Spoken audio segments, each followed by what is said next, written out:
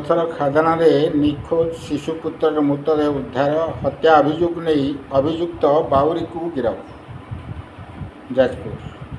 जाजपुर जिला धर्मशाला ब्लॉक अंतर्गत जेनापुर थाना अधीन साहाणीडीह पंचायत चारगोठ ग्रामर बाउरी राउत पुओ शिबू राउत छः मृतदेह पथर खादान पानी मध्यरु आज सकाळु सकाळु उद्धार करा सूचना प्रकाश जे शिबू और तार माँ ममता से ही ग्राम निज मामू घरे रही आसुले।